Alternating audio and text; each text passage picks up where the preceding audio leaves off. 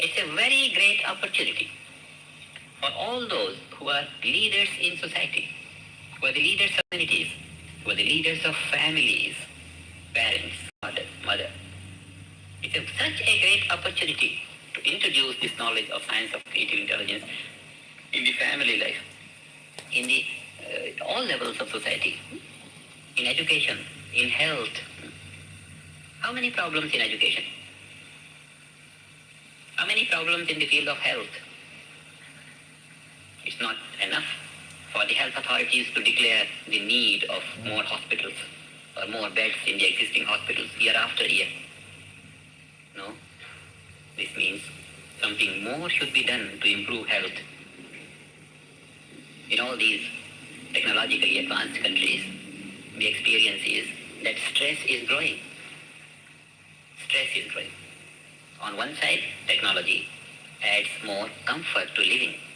Life is becoming more comfortable now than ever before. But whereas living is becoming comfortable, life is becoming less comfortable. Stress and strain. Particularly those who take more responsibilities in their career. They begin to be stressed, fatigued, worries, anxieties. Transcendental meditation, 15 minutes morning and evening, 15, 20 minutes. It brings such great state of rest for the body and mind both that one feels rejuvenated. If this is introduced in all levels of education, all the children will be growing on the top of creative intelligence. The greatest problem that the education is facing today, probably not today, it has been facing all along, whether the educators realize it or not. But the greatest problem is that the children don't go to colleges. Majority of the students doesn't go beyond high school. Why? Why not every man is a PhD? Higher education is there. All the universities are there. Children don't go. It is a great disaster of education. By the time the student passes high school, he gets so bored of going to school. This must be the reason why children don't go to school, don't go to colleges. There is not that fascination for knowledge. Must be boring. And knowledge is such an inspiring thing, so fulfilling. But knowledge is only on the informatory level. It doesn't become a part of student's life. And when it doesn't become a part of life, then the information remains a kind of, if at all any fascination, it remains for some job, for some social reasons. I'll become a barrister or a doctor or what. For that I study. So study is only vocational. It's never a requirement for a fulfilling life. Science of creative intelligence gives the experience of intelligence on the level of one's own consciousness. And intelligence is the basis of all knowledge. So the basis of all branches of learning, the intelligence, is experienced in one's own self. And this is how every branch of learning becomes a part of student's life. One starts to identify oneself with what knowledge one is gaining. This has been unfortunately missing throughout the ages, in the whole history of education. How the knowledge could become a part of the knower. This was missing, and that is why knowledge has not been so fascinating. And that's why drop out from all the schools and colleges. Knowledge is such a fascinating thing. It's so fulfilling to life. Always, it's just common sense. Knowledge is for action. Action for achievement. Achievement for fulfillment. So knowledge is directly connected with achievements and fulfillment. But if knowledge is not a part of one's life, then achievement remains on the surface value. Fulfillment, there is no question of fulfillment when knowledge is foreign to man. When it doesn't become a part of one's life, then fulfillment, which is based on knowledge, doesn't come nearby. The whole life remains unaccomplished. And when life remains unaccomplished, life is a struggle, becomes normal experience. There must be a reason why throughout the ages life is a struggle. Life has been a struggle. Now in this scientific age, in this advanced age of science, where we have trained ourselves to think in a systematic way, then we should be able to find out why the life has been through struggle and suffering, and we should be able to find a way out of all these ancient sayings. Closely examining, where is the seat of this struggle in life? We find in a big lack in the field of education. Through education, we can accomplish anything. We can accomplish everything. If we have a chance of educating the children, and if we can educate them properly, we should be able to develop their full potential. Why not? And if we are not able to do it, then there is a big lack.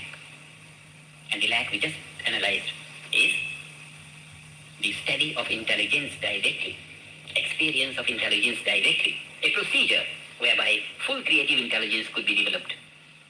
That procedure is now available. Science of creative intelligence is the answer.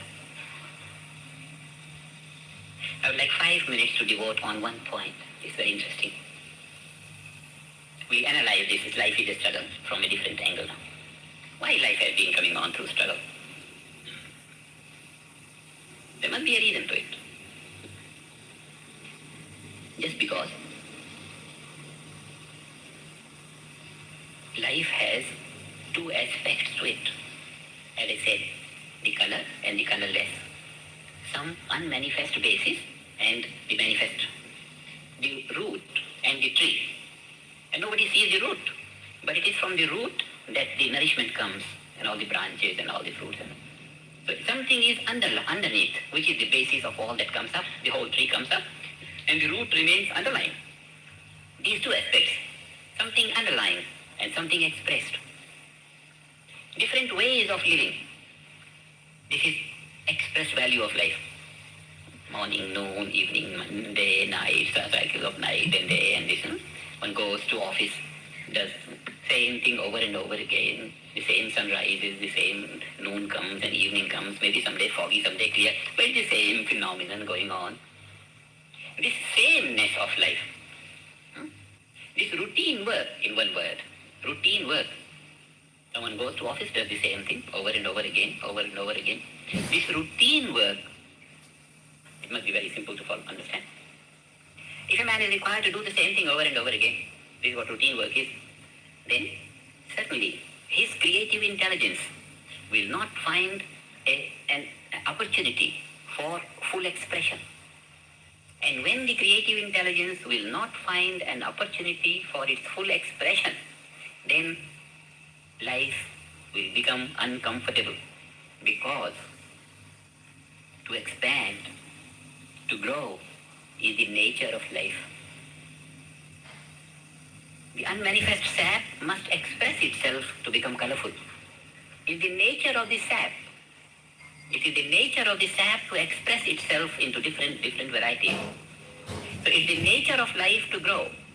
It is the nature of creative intelligence to grow.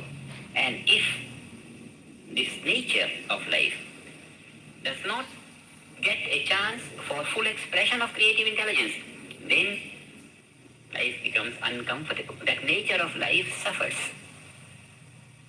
Life by nature wants to grow. And routine work does not provide an opportunity for full growth. And therefore, this routine work causes cramping to the nature of life. Life begins to suffer. If a child wants to run and you restrict him, he cries.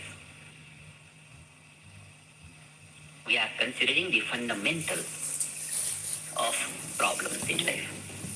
It's the nature of life to grow. And because routine work does not provide opportunity for the full expression of this nature of life, this nature begins to suffer.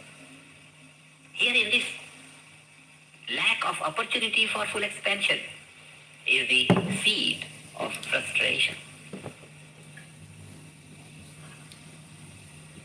All kinds of frustrations. arising from this lack of opportunity for the full expression of creative intelligence. This has been the reason why life has been coming along as struggle and suffering. The seed of all frustration is lack of opportunity for full expression of creative intelligence. And this is brought about by routine work.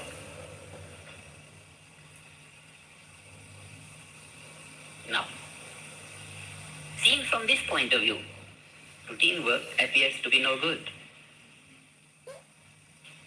Seen from another point of view, routine work is very, very useful.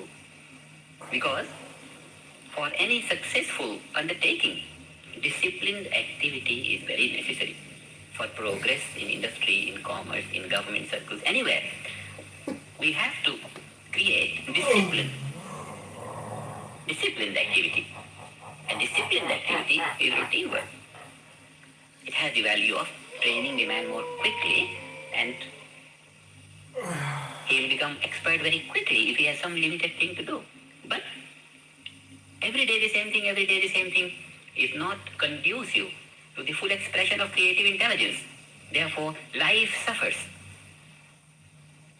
Through disciplined activity, through this routine work, seed of frustration is sown, and this seed magnifies itself or grows into all kinds of either depressions or revolts. Both things. Either a man gives up, his body gives up, his mind gives up, all depression, or he comes out to revolt. Both things. All frustrations in life are due to lack of opportunity for full expression of creative intelligence. And because it is the nature of life to express itself more and more, that nature begins to suffer. And when the seed of frustration is sown, the routine work keeps on making boundaries rigid every day and makes on making that seed of frustration more and more powerful as time goes on. And this is just what life has been through. Every generation, we don't know since how long. Now, where is the way out of this situation? We want technology and sciences, all this activity, to be disciplined, because routine work has a great advantage, but it eats up life. We are faced with a choice, either forego progress or forego life. Both are such that they can't be forgone. We can't sacrifice life for progress, and we can't sacrifice progress for life. We must have life in fulfillment, we must have progress as much as possible and as fast as possible. Science of creative intelligence provides an answer to this. What it does? It welcomes routine work. It welcomes the rigidity that routine work provides. What it does is, it offers a procedure for the full growth of creative intelligence. It offers a procedure for the full development of creative intelligence. The result is that when the routine work produces boundaries, and these boundaries restrict the expansion of creative intelligence, then this practical aspect of science of creative intelligence, this transcendental meditation, takes the awareness of the person to the transcendent, unboundedness. And in this, mind gains unbounded awareness. In gaining unbounded awareness, it goes beyond boundaries and breaks all the rigidity that the routine work provides. It's a beautiful philosophical explanation of how remaining within the boundaries of routine work and allowing the routine work to make our boundaries rigid every day, how through the simple natural procedure of transcendental meditation, full value of creative intelligence could be gained by every mind. Full value of physiological capacity can be gained by every body. So the body and mind could rise beyond boundaries, morning and evening, and body and mind undergoes through all the boundaries during the routine work throughout the day. In this, what we lose is that seed of stress, that seed of frustration is disallowed. If we don't take our awareness to the unboundedness every day, morning and evening, and if we continue to expose ourselves in routine work day after day, then the seed of frustration is created, and that grows into different kinds of psychosomatic diseases. They are all well known. Physiologically, psychologically, sociologically, symptoms of disease comes. Symptoms of disease. Behavior is not healthy, thinking is not healthy, body is not healthy, ill health. Because the nature of life is not lived in its full value. And if the nervous system is made to live the full nature of life, and if we don't give that opportunity, then the nervous system must suffer. Just because it's the nature of the nervous system to express itself to the maximum value. It's the nature of life to express itself into more and more increasing values. So, it is the nature of life which demands growth, increasing growth all the time. And if we provide the initial condition for this growth, life will not feel cramped. And if creative intelligence does not feel cramped, then there will be progress and there will be fulfillment. It is this. As long as we have not analyzed, why should there be struggle? As long as we don't know that the nature of life is to grow from the unmanifest to the manifest. And unmanifest potential of life is infinite, unbounded. Maybe that these words have no meaning. When we hear them for the first time, it may be astounding. But today, it's a scientific reality. It's a scientific reality. It's very hard for any educated man to keep away from this knowledge anymore.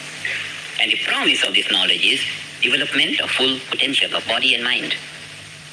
And if the body and mind could be fully used, behavior would be ideal. This creation of an ideal behavior, creation of an ideal body, free from sickness, creation of an ideal mind, and bounded awareness, and activity within boundaries.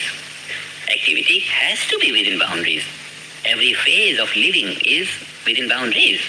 But if one engages within boundaries with the background and foreground of unboundedness, then one is making full use of life.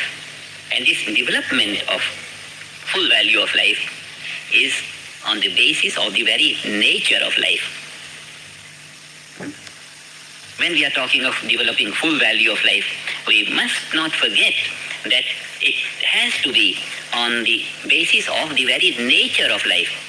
And we have just now seen that the nature of life has two aspects, one manifest, surface value of life, and one unmanifest, deeper value of life. So what we do is, we let our awareness travel from the surface value to the deeper value, to the deepest value, to the unmanifest value. And this is transcendental meditation. We take our awareness, we open our conscious mind to conscious level of thinking, and we let our mind travel to the finer levels of thinking, to the finest level of thinking, to the field beyond the finest, which is unbounded, the soul. All right, I want to thank you for joining me on this yoga exploration. Rabbi Shalom.